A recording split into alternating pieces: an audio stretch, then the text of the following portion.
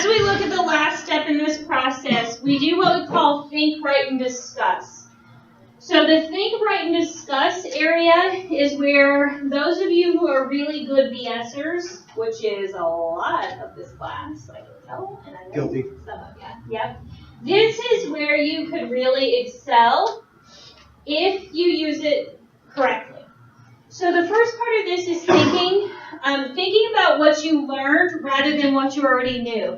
So what I mean by this is thinking about the things that you didn't necessarily know before you went in.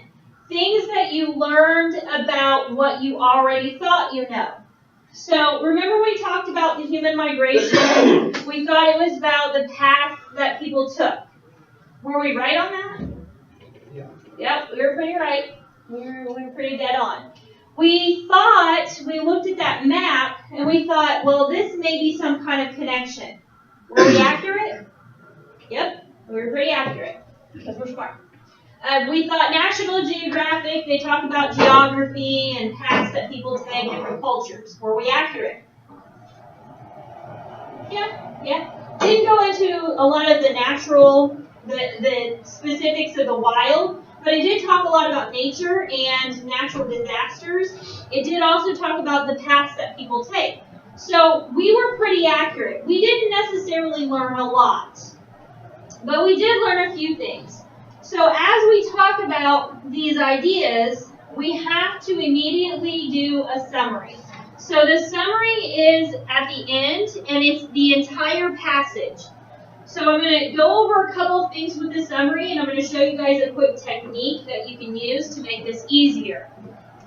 The last thing is discussing the piece with others. And when you discuss the piece with others, you start with people who have read it, and then you move on to people who have not read it. So we're going to talk about why that's impactful here in just a few minutes. So the first part of this, again, is thinking about what you learned. So when you think about what you learned, what did you guys learn that you didn't already know about this when you went into this passage? My example, I didn't know about the secret bridge under the water. The rest of this stuff I pretty much knew. Did you guys learn anything from the passage? I didn't know that people almost got extinct place. Okay, so that may be something that you added to your understanding. Good. Anything else? So you guys knew that we started out from Africa. You guys knew about the climate shifts. I thought we started in Mesopotamia. Okay, so this is where, and from previous terms we've talked about this a little bit. So the idea is that Mesopotamia is one of those places that has evolved slightly from Africa. So Africa is now this place. It used to be this place. So it shifted some. So Mesopotamia was one of those places that was close enough that it's essentially an African community. What is it on the map? Mesopotamia? Yeah, how Africa is right now. I think Mesopotamia, where it is now, I think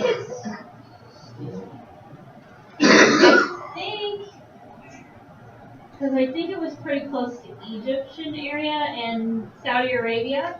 So I think it was like in here, in this area.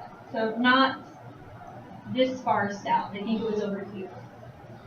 So remember again, like these shifts. So things have shifted. The water levels have gone up, they've gone down, they've gone in different directions. Good. So the other part of this is making connections with things that we already know. So we start to make some connections with things that we may have already known, and then we start to expand upon that. The thing I want you guys to be really careful with is when you finish reading, it is imperative to write a summary. Why do you think it's so important after you read something to write a summary right away? Just in case you probably forget about it.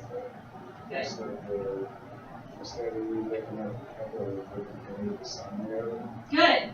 So the summary is something that it will help you remember what it is that you just read. When we go back to this later on, we may not necessarily remember all of the pieces, but if we have a summary there, that summary is going to help us understand what it is that we read. In addition to that, our opinions may change. So what I have done, and what I will caution you guys with, is just taking, you remember we were supposed to write a paragraph summarizing, or we were supposed to write a sentence summarizing each paragraph? I just took my paragraph summaries. So my first paragraph was about how human fossils show we came from Africa. In the second paragraph, something like a climatic shift or climate shift reduced the population in Africa. In that third paragraph, after that change, people started to move around, including leaving Africa. In the third one, people left what they knew on coast and headed inland to find other places.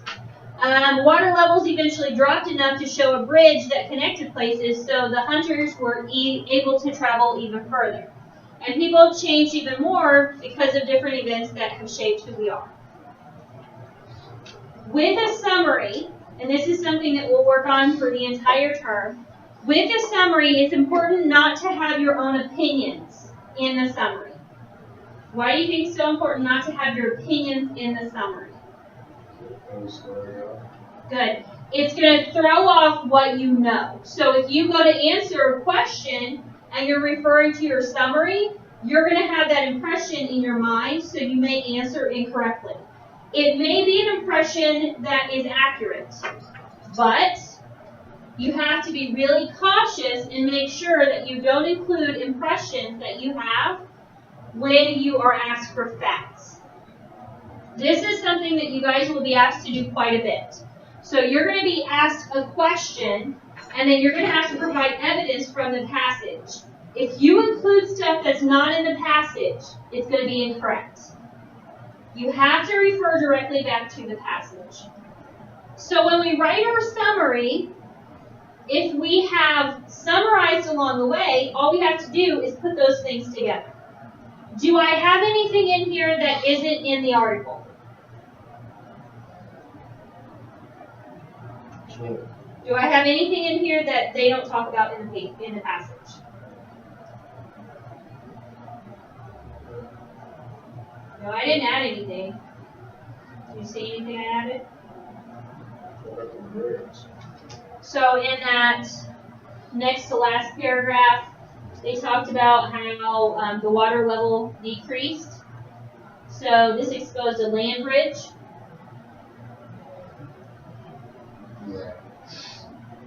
So I don't go into as much depth as the passage does, because this is just giving me a quick, like, remember. I do this a lot when I go to conferences. Because after conferences, especially ones that my bosses have paid for, I go, okay, I've got to go tell them what I did, and I'm going to forget.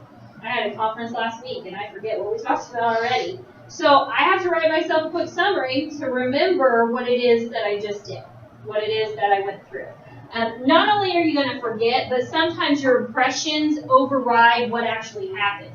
So I know last week it went well, and I remember that I was really mad. So if somebody asked me, oh, how was that conference? People have asked me that this week. How was your conference last week? Oh, gosh, they were annoying. That one lady, she made me really mad. I want to punch her in the face. So that's what I'm saying, instead of saying, oh, well, we had this speaker, and then we had this speaker, and we had this speaker. I'm tainting what I should be telling you. So it's the same thing. You don't want to taint your summary. You want to keep that pretty simple and to the text itself. I'll go back to this one, okay? So the last part is discussing the information. So after you finish, it's really important that we discuss the information with others. Now, discussing with others is not necessarily something that you guys may feel comfortable with. What were you guys talking about after you finished? When you turn around, what did you guys talk about? Tell the truth. Yep, tell the truth. I don't remember. Okay. That's the truth. Do you remember? That's what they all say. Do you remember? No. It was about the passage, wasn't it? No? Okay. It's about Friday nights. Okay. It was about work. Okay. So it was about something else. Okay. Yeah, work. He's trying to get it out. Sure. There we go. 25. So in order to understand the information even better, and for those of you, which is most of you in this class that I know especially, this is where you can really shine. Discussing the information with others is where you can really clue in to what actually happened, even if you don't know it yourself. So when you're discussing it with others who have read it, that's where you start to say, well, Tom, what do you think about this piece? It was all right. So which part did you not like so much? This middle passage on the back page, I haven't understanding what I was supposed to circle. Mm-hmm. Yeah, so did you circle anything? Yeah. What did you end up circling? I circled land bridge, joining, and crossing. Oh, so that land bridge is a pretty important part, right? So I don't know that I've ever seen a land bridge, but that's a cool concept. Like you could just walk from one country to another, one place to another, right? You can do that in Alaska. Oh, that's cool. Russia. So that would be really cool. It would be really cold, and I wonder if you would freeze. Oh, okay. So jail. But I remember they were talking about the tropical areas. So maybe they did that in the tropical areas. Did it say that they did this in the tropical areas? Yeah, it said another group set up on an inland trek leaving behind the tropics to head out into the Middle East and southern and Central Asia. Okay. Do you see what I did? I made Tom tell me about the passage. So now I can go, hey, Alex, oh man, I read this passage, and they were talking about how they went from this place to this place. I can start just going from what details he gave me. If you do this correctly, you can manipulate the information to get people to tell you about the passage. And then we can start to add our impressions. So notice how I was like, oh, well, I've never seen one. Have you ever seen one, or do you know of any? And he starts telling me about extra stuff. But then I connect it back to something I picked up on, which was that it was in a tropical area. So I picked up on the tropical part because that sounds warm. That sounds cool. So that was my only connection directly back to what he read. Everything else he fed to me. So if you discuss information very well, then you can actually start to feed off of what other people say. So in doing this, you also want to talk to people who haven't necessarily read the passage. Why would that be important?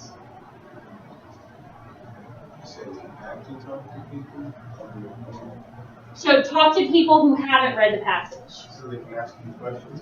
Good. So they can start to challenge you to think about the idea a bit more. So to think about it more critically, and to maybe think about things that you would be tested on. In addition to that, when we teach things, we automatically start to understand them better. So how many of you have ever taught somebody how to do something on a job, or in the house, or a friend, or a family member? So I have kids just now. So I have to teach them how to do a lot of things. So I have to teach them, and in order to teach them, I have to know it and understand it and be confident about that. And that confidence, in turn, makes me better at whatever it is. So again, I'm really good at BSing. I can completely bold-faced straight lie and get away with it and I've made people quit their jobs. More than once. And it's not because I'm a mean person. It's for the greater good. I convinced myself of that. It's for the greater good. But you can start to manipulate language. And that's really all writing is. Writing is about manipulating the language. So what we're going to do, the last part of what we're going to do today, is identifying what would make these civilizations, what would make them successful. So in doing this, we're going to focus only on success of civilizations, but we need to understand what a civilization is first. So what would you say what is a civilization? What does that mean? A set of people that develop, What was that? Okay, so it's a grouping of people who've come together at some point and they've settled in some way together, and they've decided, hey, we want to create something. We want to build something. So what I want us to do, yes? It's inside out. Okay, thank you. So what I want us to do is to think about what makes it successful. What makes this society successful? What made these African societies, what made them successful? What made these hunters and gatherers, these explorers, what made them successful? So as we think about this, I want you to take a minute, think about it on your own, and then we're going to come together, we're going to talk about our opinions and our impressions on what makes that civilization work. And you can even think about our civilization. So what do we have in society that makes us work? So think about it. Okay. Oh. So think about it. And that first step is looking at what makes a group of people work. Just do that first step. Don't go on to the second step yet.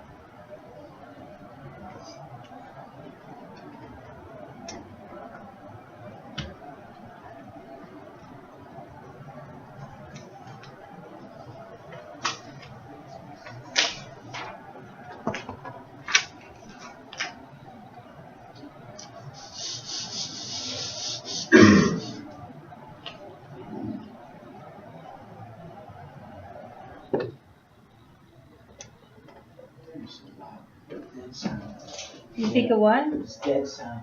It gets really quiet when I turn it off. Oh, yeah, I know. I'm used to being in here, so I can't turn it off.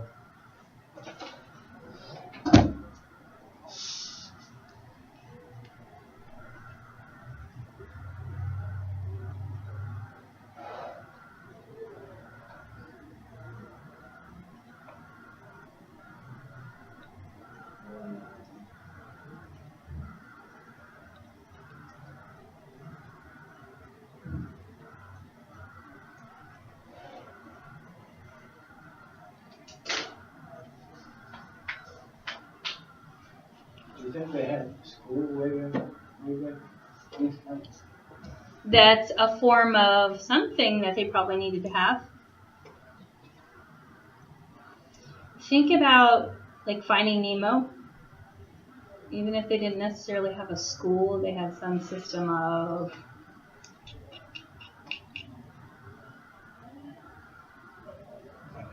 Okay.